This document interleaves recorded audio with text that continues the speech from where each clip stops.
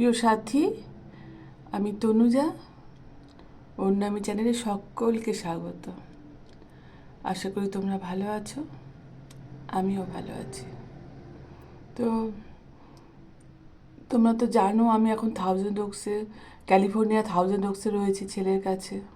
তো এখন বাজে সকাল 11টা, মানে আমাদের দেশে বাজে এখন রাত্রি 12:30। 12:30 বাজে, মানে 13.5 ঘন্টা আমরা এখানে পিছিয়ে আছি।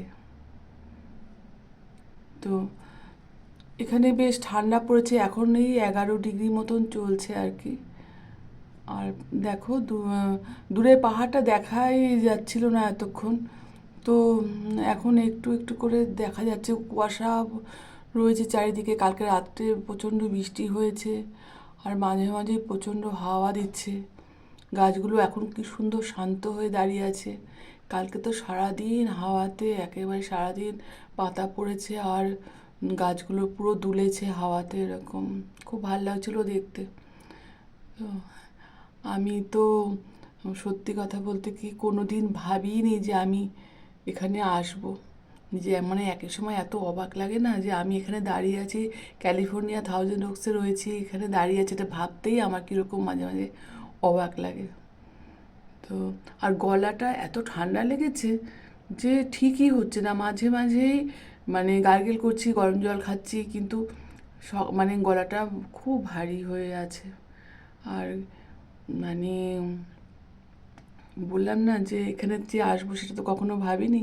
তো সেই পরমেশ্বরের ইচ্ছেতেই এখানে এসেছি, যার ইচ্ছে না হলেও গাছের একটা পাতাও ঝরে না। তো আমি মানে ওনার উপর বিশ্বাস, ভরসা সব কিছুই আমার সব সময় আছে। আর সব সময় মনে হয় উনি সব সময় আমার সঙ্গে আছেন, আর যা হবে সেটা উনি আমার ভালোর জন্যই করবেন। প্রত্যেক মানুষেরই তাই, উনি যেটা করবেন সেটা সকলের ভালোর জন্যই করেন, সেই বিশ্বাসটা আমার সব সময় আছে। তো আমি আজকে এখনও ব্রেকফাস্ট বানাইনি, এখন আমি ব্রেকফাস্ট বানাবো সকালবেলা। আরেকটা কথা তোমাদের বলি, তো আমি B2 ভিসাতে এসেছি, যার জন্যে ট্যুরিস্ট ভিসায় এসেছি, যার জন্যে 180 দিনের বেশি তো বছরে থাকা যায় না। কিন্তু আমার যেহেতু একটু এক্সটেনশন করা হয়েছে, ওই জন্যে আমি আর কিছুদিন এখানে থেকে যেতে পারবো, এই আর কি। আর ব্রেকফাস্টটা আমার মানে দেরি হয় একটু বানাতে সকালবেলা, কারণ ছেলের সকালবেলা কল থাকে, তারপরে ও জিমে যায়, জিম থেকে আসার পরে আমি ওকে ব্রেকফাস্টটা গরম গরম বানিয়ে দিই। আর সকালবেলা যে ব্রেকফাস্টে কী বানাবো আজকে সেটাও একটু চিন্তা করছিলাম, কারণ এক এক দিন এক একটা ব্রেকফাস্ট বানিয়ে দিই ওকে সকালবেলা, একঘেয়ে কী খাবে, একরকম খাবার তো প্রত্যেক দিন ভালো লাগে না। ওই জন্যই চিন্তা করি, আর যতক্ষণ আমি কাছে আছি একটু বানিয়ে দিই, তারপর তো নিজে নিজেই বানিয়ে নেবে, নিজে খেতেই হবে এক একা করে, এটাই আর কি। তো দেখি আজকে আমি ব্রেকফাস্টে কী বানাবো সেটাই একটু চিন্তা করছি, দেখে নিই ব্রেকফাস্টে কী বানানো যায়। তো বাইরে এখন টিপটিপ করে বৃষ্টি পড়ছে। সকালে আমাদের অনলাইনে কিছু সবজি, ফল, ব্রেড অর্ডার দেওয়া ছিল, তো বুঝতে পারিনি যে এত তাড়াতাড়ি চলে আসবে। তো বেশ এসে গেছে, বেশ ভালোই হয়েছে।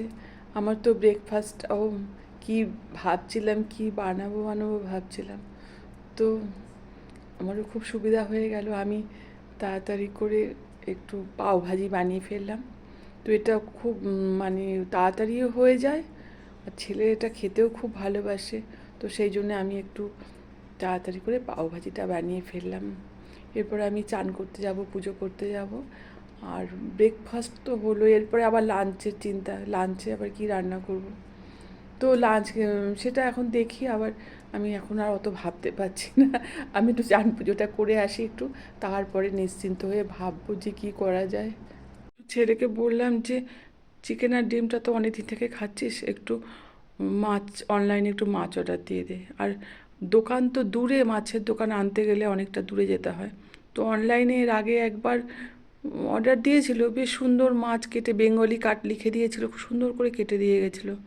তো এবার দেখছি বড় বড় দুটো মাছ দিয়ে গেছে, কেটে দিয়ে যায়নি। আমি তো এখন মানে ভাবছি কী করবো। মাছ কাটার অভ্যাস আমার আগে ছিল, আগে তো মাছ কেটেই বাড়িতে এসেই মানে কাটা হতো। এখন তো দোকান থেকে কেটেই দেয়।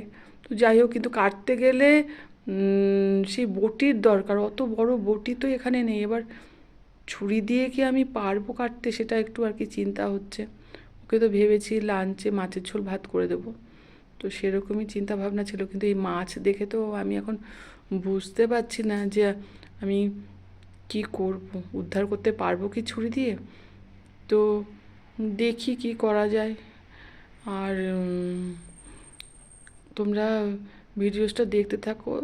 আজকে এই পর্যন্তই, কারণ মাছের চিন্তা রয়েছে মাথায়, আর কিছুই ভালো লাগছে না। শেষ পর্যন্ত মাছ উদ্ধার করতে পারবো কি না সেটাই ছেলেকে দুপুরবেলা করে দেবো, এটা একটা আমার মাথায় চিন্তা আছে। না করে দিতে পারলে আমার খুব খারাপ লাগবে। তোমরা বেশি বেশি করে আমার ভিডিওসটা দেখতে থাকো, কমেন্ট করতে থাকো। আর আজকে এই পর্যন্ত, আবার গল্প হবে নতুন ব্লগে।